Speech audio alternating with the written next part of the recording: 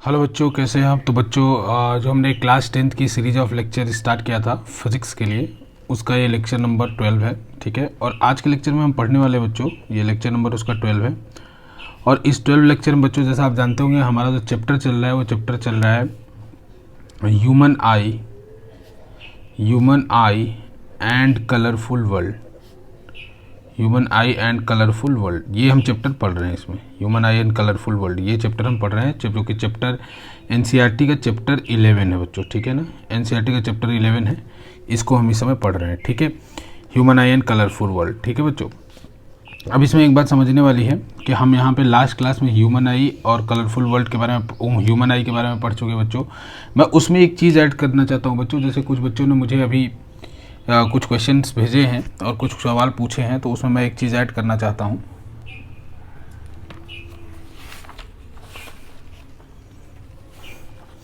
उसमें कुछ चीज़ मैं ऐड करना चाहता हूँ बच्चों। जैसे कि बच्चों ने मुझसे पूछा कि सर ये ब्लाइंड स्पॉट और येलो स्पॉट क्या होता है बच्चों। तो देखो, ब्लाइंड स्पॉट वो स्पॉट होता है बच्चों, जैसे कि अगर मान लो आपने किसी चीज़ को देखा और उसका इमेज यहाँ पे बना, ये आपके ठीक ऑप्टिक नर्व्स की ओपनिंग है वहाँ पे बना, तो उसका कोई भी वो चीज़ आपको दिखाई नहीं पड़ेगी। जैसे बच्चों, अगर आप बिल्कुल सामने देखो तो आपके आँख के नीचे ठीक जो स्पॉट होता है वो ब्लाइंड स्पॉट होता है, मतलब उसका इमेज जो है आपके यहाँ पे बन रहा होता है, तो वो चीज़ आपको दिखाई नहीं पड़ेगी, दैट इज़ ब्लाइंड स्पॉट।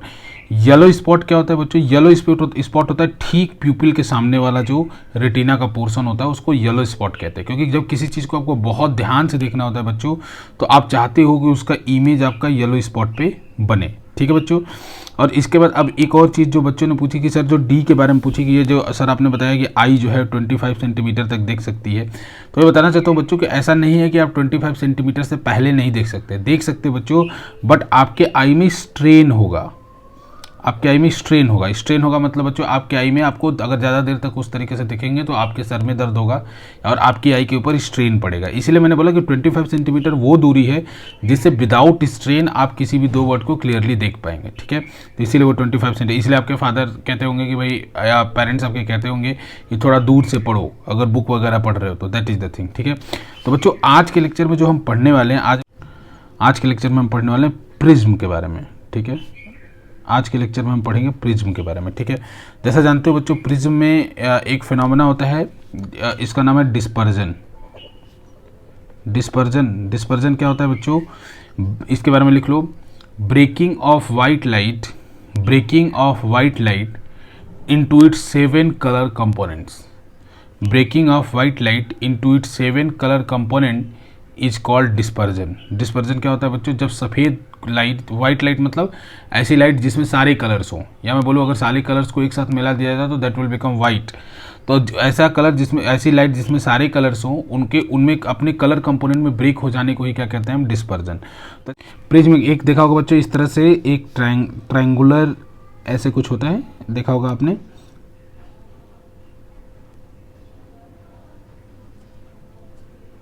कुछ ऐसा शेप का आपका प्रिज्म होता है बच्चों। ठीक है, तो देखो बच्चों, प्रिज्म से क्या होता है कि प्रिज्म से वाइट लाइट पास करती है। अगर मैं इसका साइड व्यू बनाऊं केवल बच्चों, तो प्रिज्म से जब वाइट लाइट पास करती है तो अपने 7 कलर कंपोनेंट में ब्रेक हो जाती है। ठीक है ना, वाइट लाइट जब पास होती है तो अपने 7 कलर कंपोनेंट्स में ब्रेक हो जाती है। ठीक है बच्चों, इस तरीके से अपने 7 कलर कंपोनेंट से ब्रेक हो जाती है। ठीक है, ये वाइट लाइट और 7 कलर कंपोनेंट्स कौन से बच्चों? विबग्योर।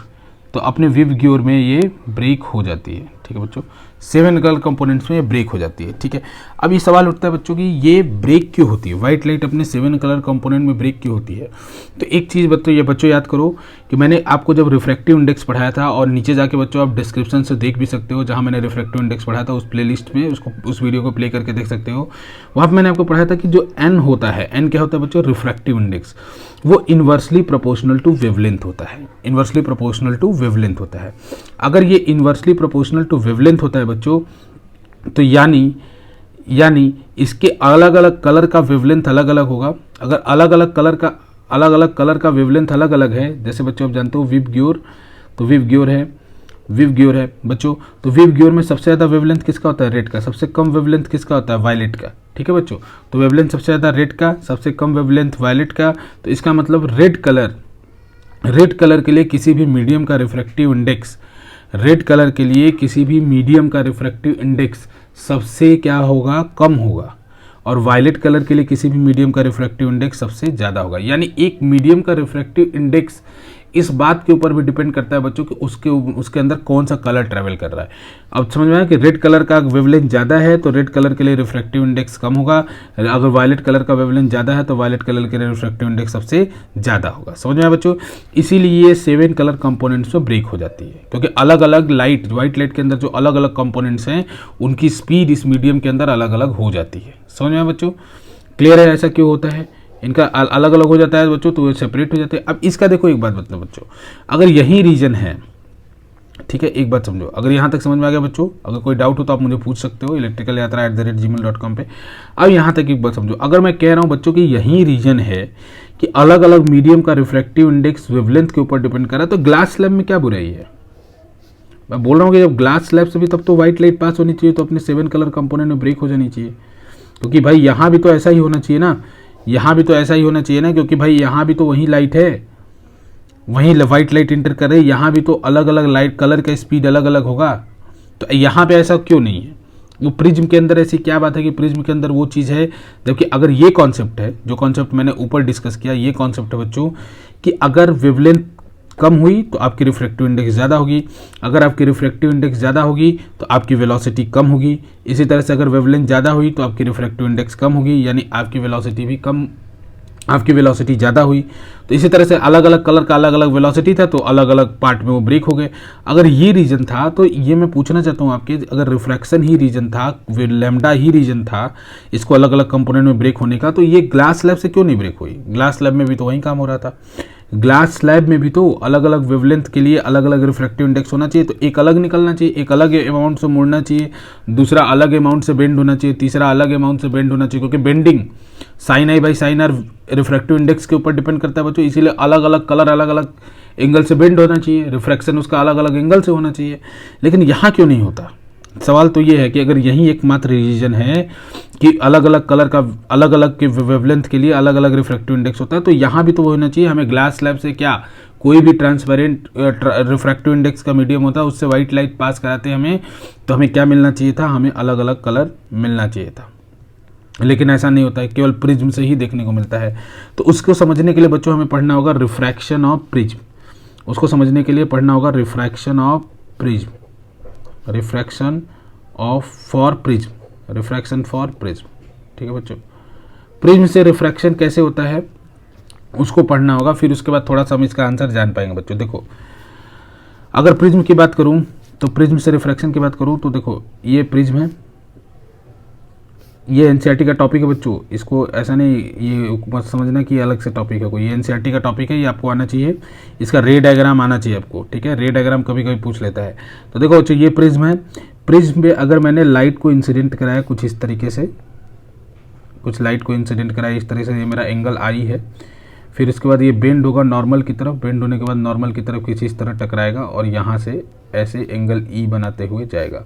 ये एंगल आई, ये एंगल R1, ये एंगल R2, ये एंगल जो होता है बच्चों इसको बोलते हैं एंगल ऑफ प्रिज्म, इसको बोलते हैं एंगल ऑफ प्रिज्म। ठीक है, एंगल ऑफ प्रिज्म। ये जो होता है बच्चों होता है base of prism, base of prism, base of prism. ठीक है बच्चों, अब एक चीज़ और इसमें बताना चाहता हूँ बच्चों, एक चीज़ और इसमें बताना चाहता हूँ कि अगर मैंने इस लाइट को एक्सटेंड किया और अगर मैंने इस लाइट को एक्सटेंड किया, किस लाइट को? इमरजेंट लाइट को और इंसिडेंट लाइट को, तो इनके बीच में जो बनने वाला एंगल है उसी को बोलते हैं बच्चों डेल्टा।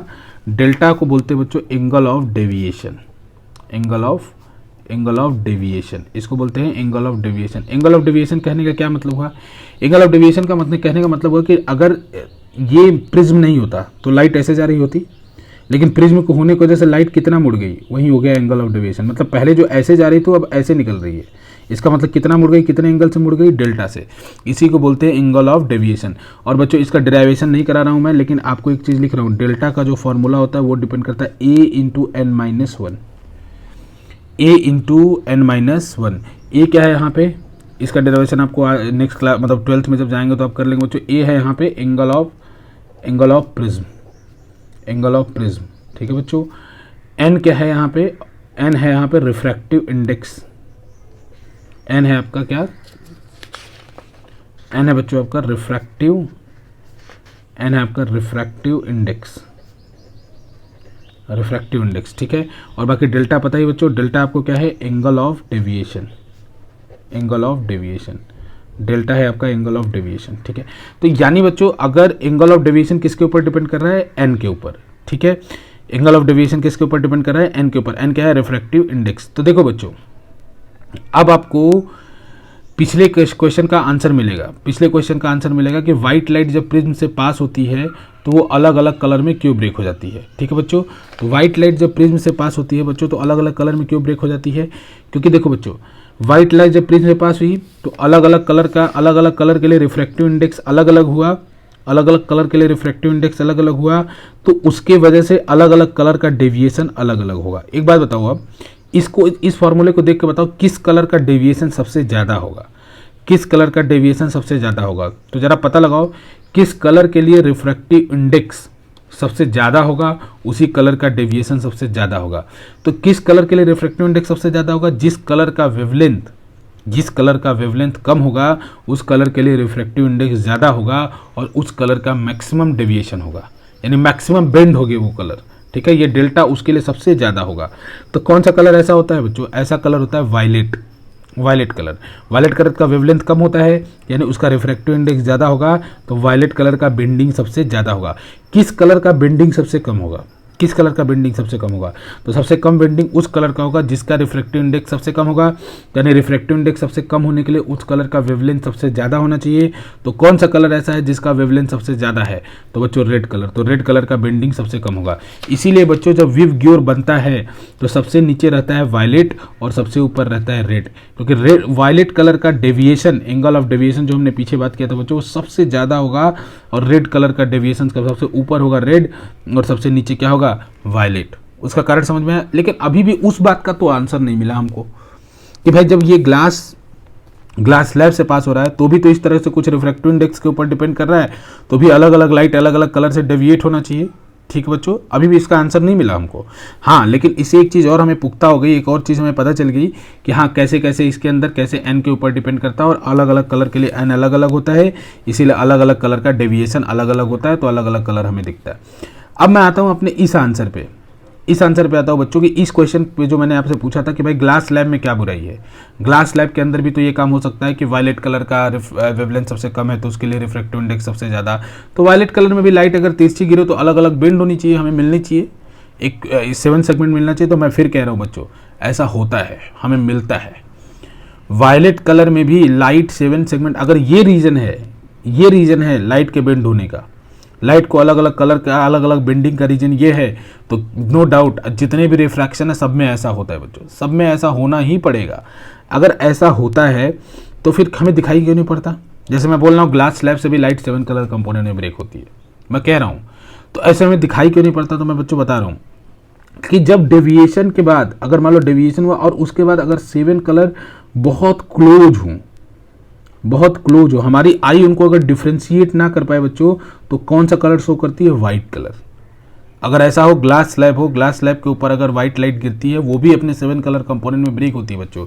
लेकिन अगर 7 कलर कंपोनेंट में ब्रेक करती होती है लेकिन वो इतने दूर दूर नहीं होती कि हमारी लाइट उनके डिफरेंस को डिटेक्ट कर पाए। तो मैं इसको बता रहा हूँ बच्चों, जब हमारा, क्योंकि हमारे देखने में केवल इस फिजिक्स, ऑप्टिक फिजिक्स का ही काम नहीं बच्चों, इसमें हमारे ब्रेन का भी बहुत बड़ा रोल होता है। तो जब ब्रेन कंफ्यूज हो जाता है, जब अलग अलग कलर के बीच में डिस्टिंग्विश नहीं कर पाता है, पहचान नहीं पाता अलग अलग कलर को, तो अब बोलता है रेटिना को दिखा इसको वाइट। एग्जाम्पल बता रहा हूँ बच्चों, न्यूटन्स रिंग में क्या करना बच्चों, आप न्यूटन्स रिंग इस तरह बनाना और उसके अंदर 7 कलर की, मतलब इसको अलग कलर से कर देना, इसको अलग कलर से पेंट कर देना, इसको अलग, मतलब इसमें 7 कलर ऐसे भर देना बच्चों, 7 कलर का रिंग बना के भर देना। अब इस रिंग को घुमाना शुरू कर देना, किसी मोटर पे लगा के घुमाना शुरू कर देना, ठीक है बच्चों। तो जब मोटर धीरे धीरे घूमना शुरू करेगा तब तो 7 कलर आपको दिखते रहेंगे धीरे धीरे। जैसे ही मोटर बहुत तेज घूमना शुरू कर देगा, ये पूरी की पूरी रिंग आपको वाइट दिखने लगेगी, पूरी रिंग आपको वाइट दिखने लगेगी, पूरी रिंग वाइट दिखने लगेगी। क्यों दिखने लगेगी, सर्च करना न्यूटन्स रिंग,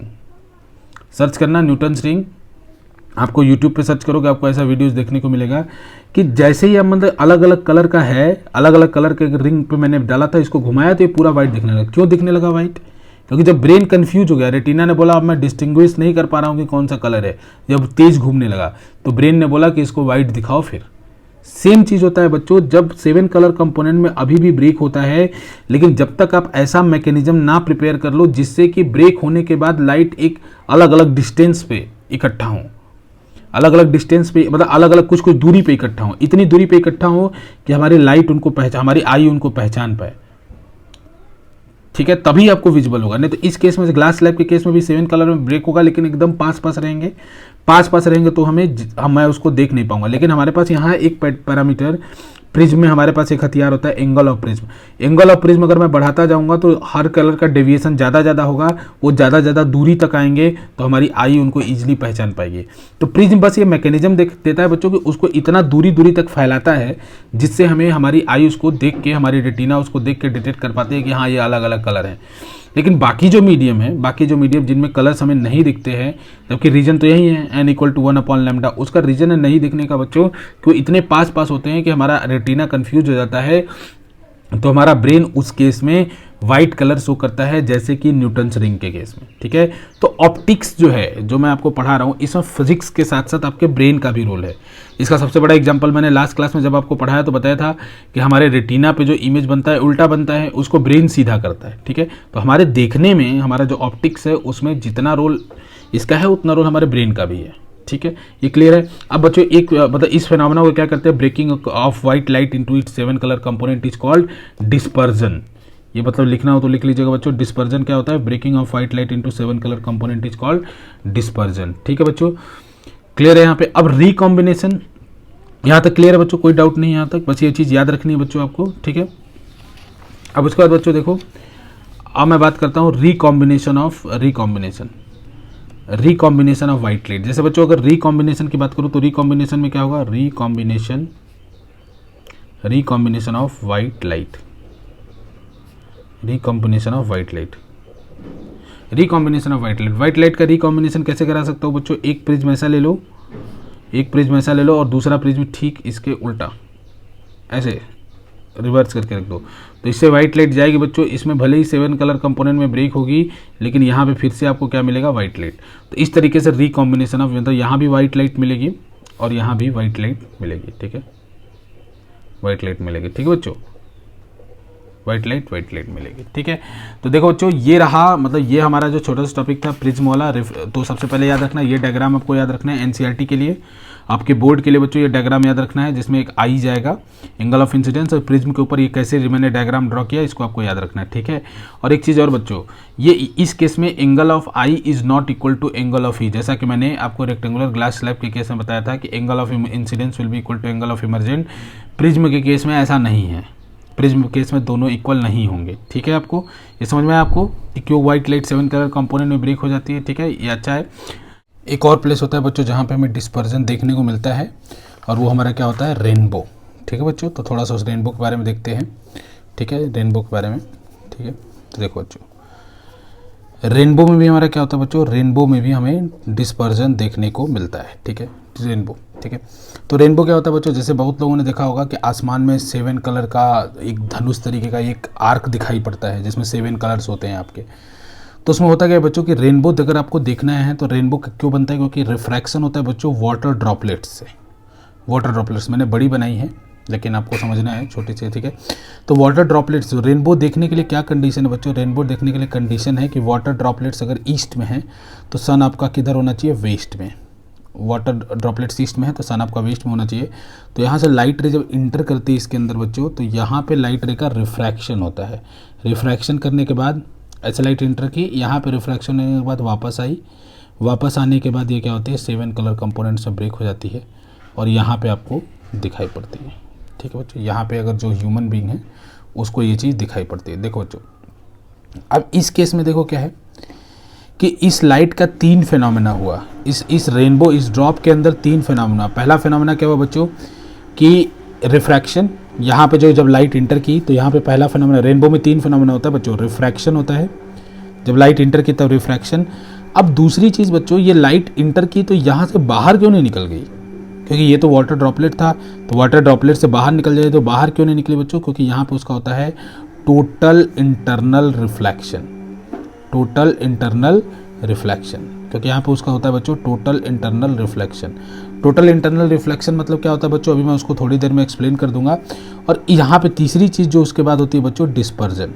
ठीक है, डिस्पर्जन जो हमने पढ़ा, breaking of white light into 7 colour components. तो रेनबो देखने के लिए नेसेसरी कंडीशन क्या है? रेनबो देखने के लिए नेसेसरी कंडीशन है कि सन और वाटर ड्रॉपलेट्स के बीच में आदमी होना चाहिए, जो देख रहा है उसको, जो पर्सन इसको व्यू कर रहा है वो होना चाहिए, तभी इसको दिखाई पड़ेगा। तो सन जो होगा उसके बैक की तरफ होगा और ये वाटर ड्रॉपलेट्स जो होंगे इसके फ्रंट की तरफ। मैंने एक वाटर ड्रॉपलेट्स के ऊपर बनाया बच्चों इस तरीके से, मतलब लाखों में वाटर ड्रॉपलेट्स होती हैं जो कि बारिश के बाद या बारिश के समय, हल्के हल्के जब बारिश होती है उस समय रेनबो का फॉर्मेशन करती है। ठीक है बच्चों, ये देखना बहुत रेयर, ये रेनबो देखना बहुत रेयर होता है बच्चों, क्योंकि इसमें टोटल इंटरनल रिफ्लेक्शन का फिनोमेना बहुत ही रेयर होता है।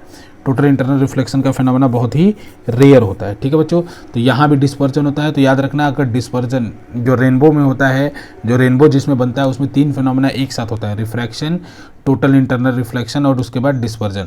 तो अभी सवाल आपके अंदर यही उठ रहा बच्चों कि डिस्पर्जन तो ठीक है, ब्रेक हुआ 7 कलर कंपोनेंट्स में और काफ़ी प्रिज्म की तरह काम किया, एक्सपेंशन हुआ तो हमें दिखाई पड़ा, लेकिन ये समझ में नहीं आया कि ये यहाँ पे लाइट जाकर टकरा कर वाटर ड्रॉपलेट से बाहर क्यों नहीं चले, क्योंकि ये ट्रांसपेरेंट होगा वाटर ड्रॉपलेट से बाहर चला जाए। तो इसके लिए मैं बताना चाहता हूँ बच्चों थोड़ा सा आपको TIR, that is total internal reflection. Total internal reflection के बारे में आपको थोड़ा सा बताना चाहता हूँ, टोटल इंटरनल रिफ्लेक्शन के बारे में। ठीक है बच्चों, टोटल इंटरनल रिफ्लेक्शन में क्या होता है कि जैसे मान लो बच्चों ये कोई डेंसर मीडियम है, ये कोई डेंसर मीडियम है। ठीक है, ये मीडियम डेंसर है, सॉरी ये मीडियम डेंसर है बच्चों, और ये मीडियम रेयरर है, ऊपर वाला मीडियम रेयरर है। तो लाइट रे जब डेंसर से रेयरर मीडियम में जाती है बच्चों, डेंसर से रेयरर मीडियम में जाती है तो away from the normal bent होती है, मतलब हमेशा जो अगर एंगल ऑफ इंसिडेंस ये है तो एंगल ऑफ रिफ्रैक्शन उससे ज़्यादा होगा। फिर मैंने क्या किया कि इस एंगल ऑफ इंसिडेंस को थोड़ा सा और बढ़ाया, तो ये और बढ़ा, क्योंकि इसको हमेशा ज़्यादा रहना, मैंने थोड़ा सा और बढ़ाया। तो एक टाइम ऐसा आएगा जब ये बिल्कुल इस सरफेस के पैरेलल हो जाएगा। ठीक है, एक एंगल ऐसा आएगा, एक एंगल ऐसा बनेगा, इस एंगल को बताइए क्रिटिकल एंगल बच्चों, जिसके बाद ये जो रिफ्रैक्टेड रे है वो बिल्कुल सरफेस के पैरेलल हो जाएगी। अगर आपने इसके बाद कोई एंगल बढ़ाया, तो लाइट उसी मीडियम में रिफ्लेक्ट हो जाएगी, बच्चों, उसी मीडियम में रिफ्लेक्ट हो जाएगी। मतलब अगर आपका एंगल आई जो है वो IC से बड़ा रहा, एंगल क्रिटिकल एंगल इसको बोलते हैं बच्चों, IC को बोलते हैं क्रिटिकल एंगल। ठीक है, क्रिटिकल एंगल बोलते हैं इसको, IC को क्रिटिकल एंगल बोलते हैं। तो क्रिटिकल एंगल का फॉर्मूला भी होता है बच्चों, sine IC equal to 1 rarer medium का, जैसे इस मीडियम 2 है, ये मीडियम 1 है, तो N2 1 refractive index of second medium with respect to first medium.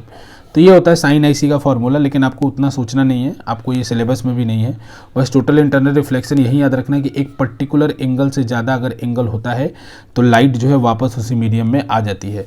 तो यहाँ पे बच्चों हर केस में ऐसा पॉसिबल नहीं है कि आपका ये जो एंगल है, ये कंडीशन क्या है, रेनबो देखने के लिए कंडीशन क्या है कि सारे ड्रॉपलेट से जो यहाँ पे एंगल बन रहा था, वो क्रिटिकल एंगल से ज़्यादा होना चाहिए, तभी वो लाइट पहले तो यहाँ से रिफ्लेक्ट होगी, जब तक रिफ्लेक्ट होगी तभी तो डिस्पर्स होगी, तो हमें दिखाई पड़ेगा। ठीक है, तो ये बहुत एक रेयर फिनोमेना है, क्योंकि तीनों चीज़ों का एक साथ, मतलब स्पेशली इसका IC से बड़ा होना एक रेयर फिनोमेना है। ठीक है, इसी वजह से आपको रेनबो हर समय दिखाई नहीं पड़ते बच्चों। ठीक है, एक रेयर कंडीशन में ही दिखाई पड़ते हैं। वैसे मैंने आपको टोटल इंटरनल रिफ्लेक्शन बताया बच्चों, तो टोटल इंटरनल रिफ्लेक्शन का यूज आपके फाइबर ऑप्टिक्स केबल जितने बच्चों, उसमें इनका यूज किया जाता है। फाइबर ऑप्टिक्स केबल जानते हैं कम्युनिकेशन में आजकल बहुत ज़्यादा यूज किए जा रहे हैं, उनमें यही टेक्नोलॉजी यूज की जाती है बच्चों, टोटल इंटरनल रिफ्लेक्शन की ही टेक्नोलॉजी यूज की जाती है, जिसमें एक लाइट लगातार ये चली जाती है। दूसरा बच्चों अगर इसमें बात करो इसकी ब्रिलियंस ऑफ ए डायमंड, एक डायमंड जो चमकता है बच्चों,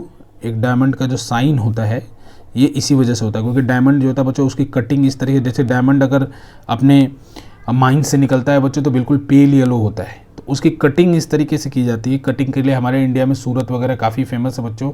उसकी कटिंग इस तरीके से की जाती है, एक बार अगर उसके अंदर लाइट इंटर करे तो हमेशा ये जो एंगल बने सरफेसेस पे वो क्रिटिकल एंगल से ज़्यादा हो, और लाइट कई बार रिफ्लेक्ट हो, और रिफ्लेक्ट होने के बाद 3-4 बार रिफ्लेक्ट होने के बाद वो डायमंड से बाहर आए। तो इसलिए जब डायमंड से बाहर आके लाइट आपकी आईज़ में जाती है तो लगता है डायमंड बिल्कुल चमकता हुआ दिखता है आपको। तो इसमें भी ब्रिलियंस ऑफ ए डायमंड में भी साइन जो होता है वो TIR की वजह से ही होता है, टोटल इंटरनल रिफ्लेक्शन की वजह से ही होता है। समझ में बच्चों? तो ये कुछ फिनोमेना है। खैर TIR आपको समझ में आ गया होगा, हल्का हल्का पढ़ना है आपको, बाकी इसकी डिटेल आपको क्लास 12 में पढ़नी है। यहाँ पे आपको समझ में आ गया बच्चों कि रेनबो में भी डिस्पर्जन होता है और उसमें रिफ्रैक्शन, टोटल इंटरनल और डिस्पर्जन, 3 फिनोमेना एक साथ होते हैं रेनबो में, याद रखना बच्चों, ठीक है। तो चलो बच्चों, उम्मीद है आपको डिस्पर्जन समझ में आया होगा और थोड़े थोड़े इसको आपको आइडिया लगा होगा, ठीक है। बहुत